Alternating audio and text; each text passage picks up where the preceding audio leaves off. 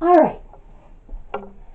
Just as with line integrals, one of our primary examples of a line integral involved vector fields. We calculated work by integrating a force field dotted with a unit tangent vector. One of the main applications we're going to look at for surface integral is something called flux, and that is also going to involve vector fields. Now, I know a number of you are taking physics classes where you're looking at electricity and magnetism, so you're studying flux in that context. We will talk about electric flux when we're integrating an electric field over a surface doing a surface integral of an electric field. I'm going to start though with fluid flow. So I've got some liquid and it's flowing. And so I'm going to have S, which is an oriented surface, and I'm going to suppose that that's a permeable surface. So if my fluid flow, let's say, is a river that's flowing, and I were to put my surface into that river, and it's permeable, so that if here's the surface, the water can flow through it, okay? Then I can sort of measure how fast the water is flowing through that surface. I'm going to start with that example because it's a lot easier to wrap our brains around what flux means in the context of fluid flow. Once we've established what flux is in this context and how we evaluate it, we will return to the notion of electric flux and try to wrap our brains around what that actually means. Okay?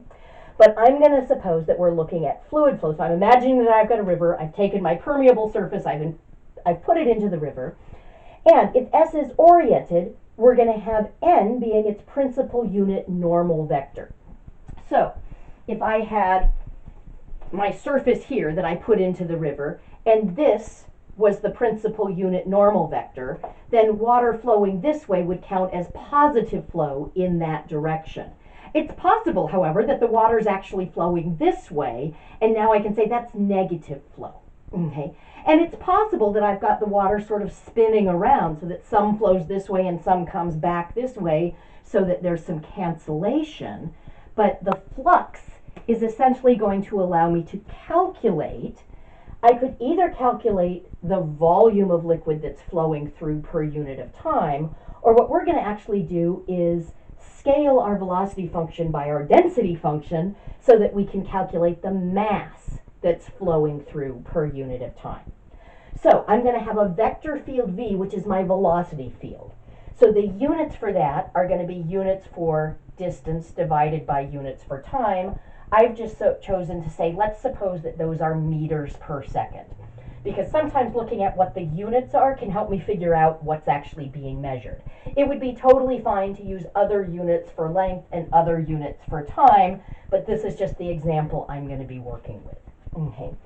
Now, rho is my density function for the fluid. So that would give me the mass per unit volume. And so I've said, let's let our units for that, let's use kilograms for mass. And if we're using meters for distance, that determines that I better be using cubic meters for volume. Okay, so this would be the units for that. I'm going to put these two together. I'm going to take this real valued function and use it to scale this vector valued function. So I'm going to form this vector field that I'm calling F, which is rho times V. Now, what's that actually measuring? Well, for that I'm looking at the units. Rho is in units of kilograms per meter squared. V was in units of meters per second. So one factor of the meters will cancel. The units for F are kind of weird. They're kilograms per square meter per second. Okay. So that's essentially telling me how much mass is flowing through 1 square meter of surface every second. Okay, so it's measuring a rate of mass flowing through the surface. If I didn't scale this, and it's possible to do that, and it would still be called flux. If I just worked with the velocity field, then flux would just be calculating the volume per unit of time. We're going to set it up so that we're going to work with F, which is density times velocity, so that our flux is going to be integrating a function that's related to this, and that way it's going to be calculating mass per unit of time that's flowing through my surface. Okay? Turns out what we're going to end up integrating is we're going to look at the surface integral of F dotted with that principal unit normal vector. We'll see in a moment that's going to be the component of this that's actually flowing through the surface. Okay. And I've said that's going to be measuring mass per unit of time that's flowing through the surface F. Its units are going to be kilograms per second. I can actually work that out because this is just a component of, it's actually the signed magnitude, I should specify. That's going to be the signed magnitude of a component of F. Its units are going to be the same as F, and we'll see that in a moment. Right now I'm just sort of asserting that, and if you're sort of like, why? That's okay. We're going to see why in a moment. Okay? But the units of that are the same as the units for F, so that would be kilograms per square meters per second. And when I'm integrating with respect to surface area, I would be measuring in meters squared. So those are going to cancel, and the units for flux here are going to be kilograms per second. Again, if I didn't scale, and some textbooks define flux to be just what you get if you integrate velocity. If I wasn't scaling by density, the units would be meters cubed per second, and I'd be measuring simply volume of liquid per unit of time that's flowing through my surface. Okay, so that's our basic problem. We want to try to calculate this sort of thing. So, how do we do that? Now, I've told you this is what we're going to be integrating. I'm going to be sort of deriving why that is what we're integrating, and in the process, I'll be able to explain why that has these same units and how that is what I referred to it as the signed magnitude of a component of the vector field F that we are trying to integrate, or that we are trying to work with. we're not integrating the vector field, we're integrating F dotted with N. Okay, so here's my surface S. Now, that looks like a one-dimensional curve. What I'm meaning for this to be is this is a cross-section that we're looking at. So it's coming out from the board. So it's as if this is my surface, like so, and we're just looking at a cross-section that we have here. Okay.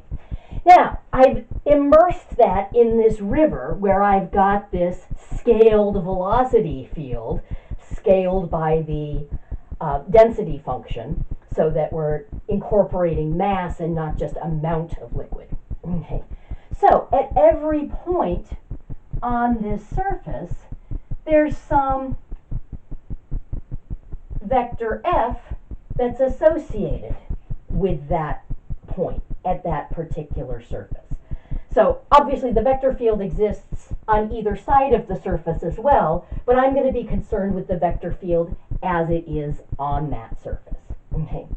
And I'm trying to calculate the mass per unit of time that's flowing through this surface, where if it's flowing in this direction, I'm going to count it as positive. If it's flowing in that direction, I'm going to count it as negative. So flux is a signed quantity. Flux can be negative, and if flux is negative, it's just saying more stuff is flowing in the negative direction than is flowing in the positive direction.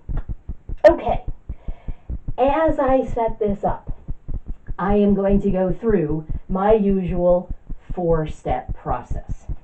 So I am going to chop things into little pieces. Okay. Now I'm going to just write out that I'm chopping this surface. I will ultimately, of course, be evaluating this by parametrizing the surface. But I'm going to just write out that I'm chopping this surface into little pieces. That might be a chopping that's induced by working with a parametrization. So each of these little pieces here, I need to remember that actually represents a little patch of surface that I'm going to have. I just sort of looked at a cross-section of things here, okay? But realistically, I would have little patches of surface like so, okay? And so when I'm ready to approximate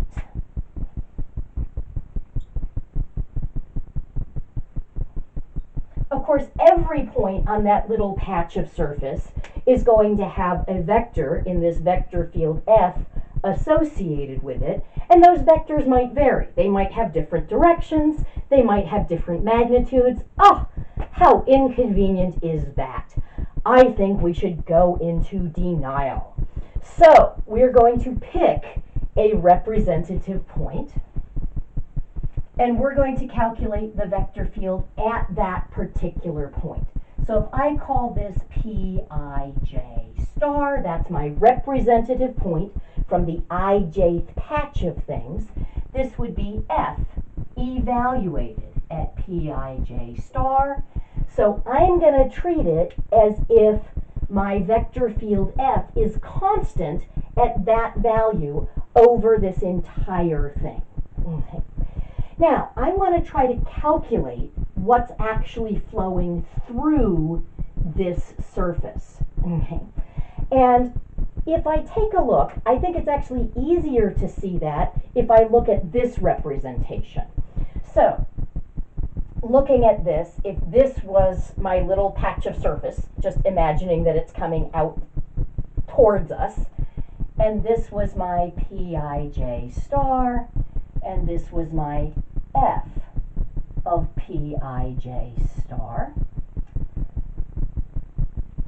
But this right here is my normal vector at that particular point. That's the principal unit normal vector.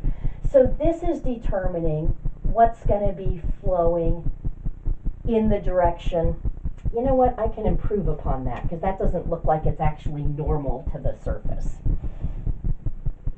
So let's fix that. It's probably going to be easier to see if I choose Pij star to be sort of in the middle. So I think I'm going to do that on this picture. Pij star can be any point.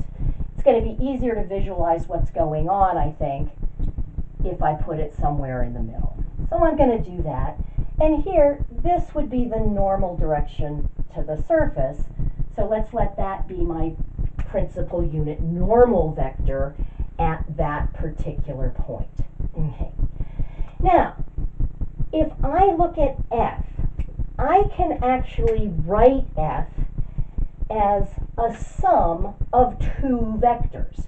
If I project onto the principal unit normal vector, then I can write F as a sum of this vector plus this vector.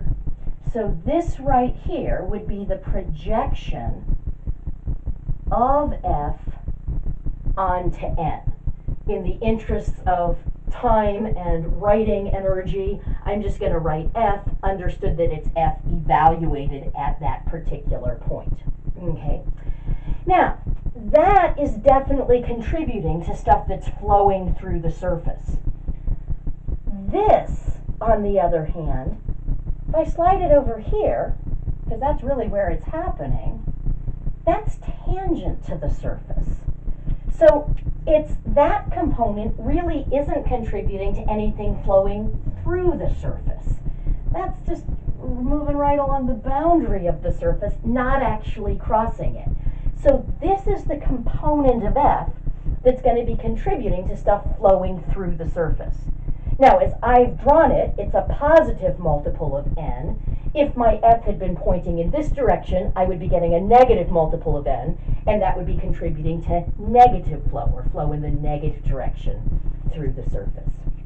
All right, this video's been going for a little while, so I'm going to pause it here, and we'll pick up in the next video with this derivation.